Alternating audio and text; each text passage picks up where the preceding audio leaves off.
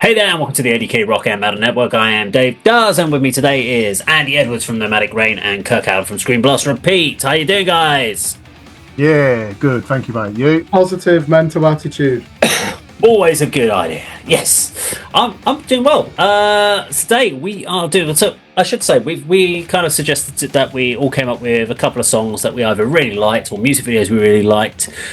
But either just because they were really cool or we had a particular reason behind them. We've recently done one of Andy's, which was our Paradise Lost video, and we did Strapping Young Lad, which was your pick, Kirk. And so today we are doing my pick. The song is by a band called 9 Inch Nails. Yes. And the video that we're going to be checking out is called Gave Up. Came out from 1992. The reason for my pick on this one is there are several bands like Pitch Shifter, 9 Inch Nails, stuff like that I basically got into because of one person. Who was a friend of mine he basically was in a very, very old band. He applied, he became our singer in our band, got a really good friendship and went around his, and he basically introduced me to fuckloads of bands. I was a hard rock guy up until this point, with some Sepultura and stuff thrown in there as well, but literally if it wasn't Metallica, Megadeth, Sepultura or classic hard rock bands, didn't listen to any of it. So anything outside of those circles, I had no idea. And he started getting me into Pitch Shifter and showed me Genius and the pitchshifter.com album. He lent me that. He lent me this album that this came off of, and Down the Spiral. I mean, he literally was, every time I went and saw Therapy, he got me into with Screamager, and there were so many bands he got me into. So a lot of the stuff I've picked is because of that, because it gave me a much wider, broader taste of music, and it enabled me to experience and obviously experiment more as a musician. So I love this particular video as well because it was filmed in one of the Manson properties, if I remember right. So they set up, it was one of the Manson, obviously the Manson properties, and they set up a studio basically in there, and they recorded in there. It's also got Richard Patrick from Filter is playing guitar in this one, and it's got Marilyn Manson also playing guitar in this video as well. Although he was never actually officially on the album, I don't think. I think he was just there with Trent Reznor hanging out, and he was on the video doing it. So yeah, let's check it out. We're going to play the thing the whole way through. We ain't going to stop it or pause it, and we'll just talk about it at the end if that's okay.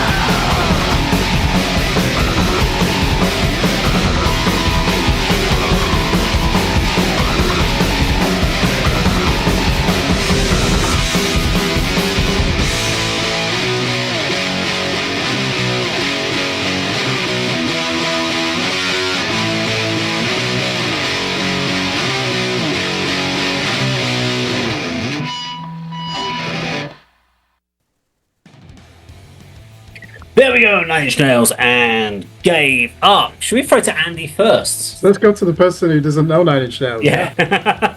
It's like, huh? What was that all about? It's like, what's the big deal? Let's go to the person who still doesn't like Nine Inch Nails. Yeah.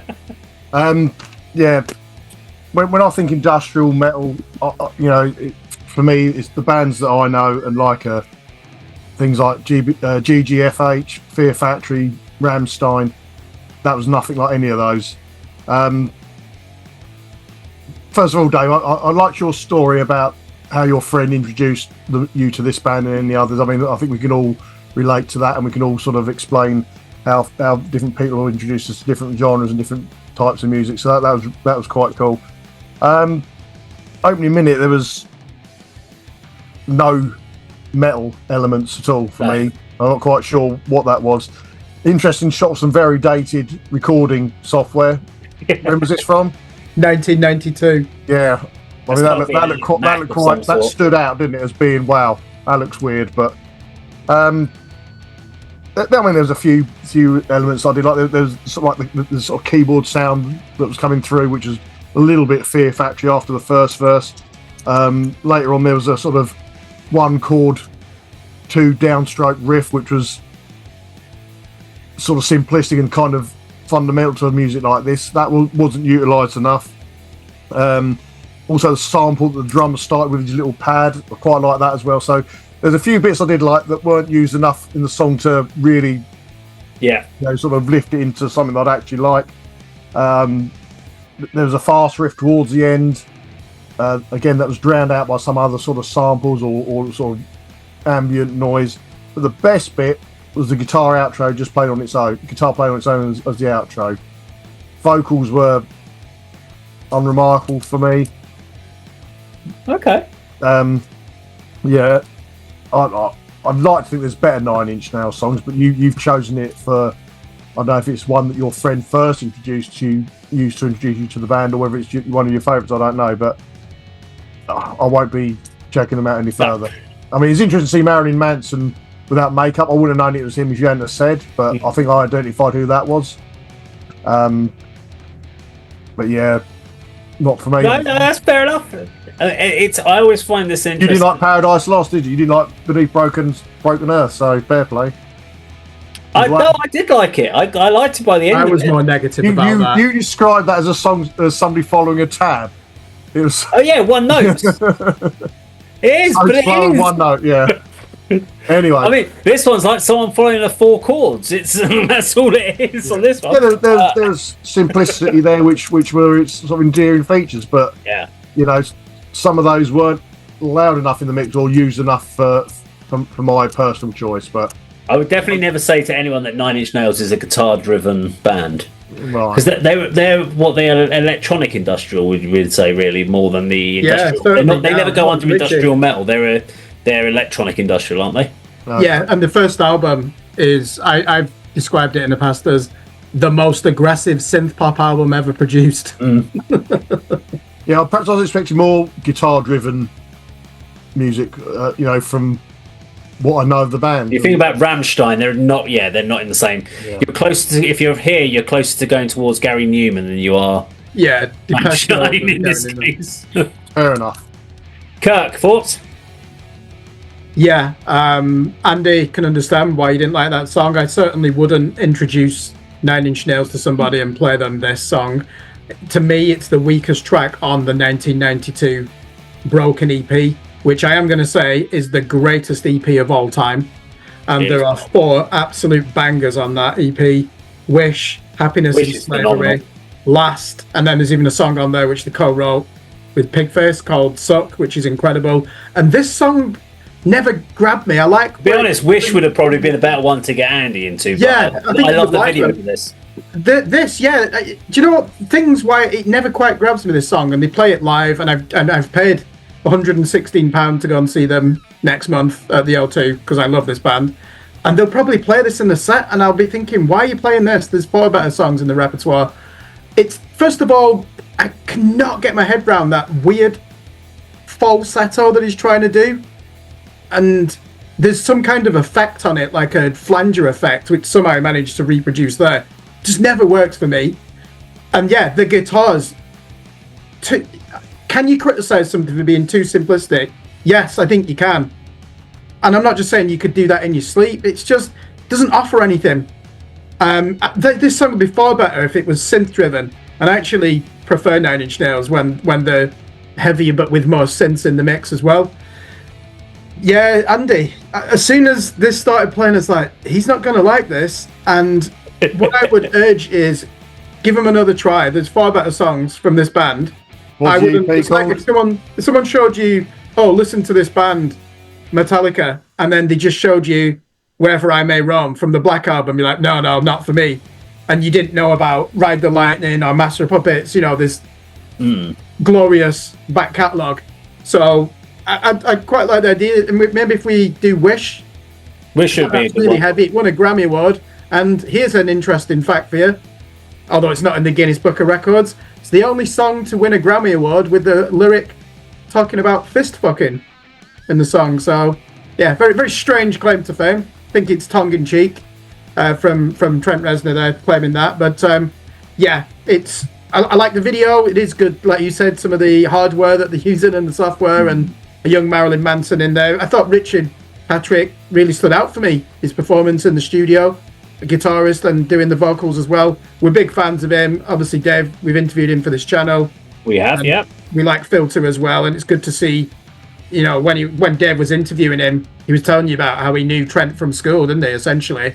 He started out as a solo artist, and his music was probably a bit too close to U2, and it never got taken on, but I really liked watching his performance in that, and the drummer as well. I thought he brought some much-needed vigour to that. The others were really quite introverted in the performance, but the drummer looked psychopathic at times. And I just like the guy sitting behind the drummer, just sitting there like, yeah, it's like, how could he remain unaffected by it? One thing I've only noticed the first time though, when it did get heavy, Andy, and you know, in a headbanging, he was actually playing D beats there. I've never noticed that before.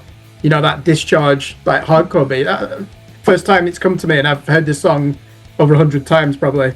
So I think the very first song Nine Inch Nails that was introduced to me was Head Like a Hole.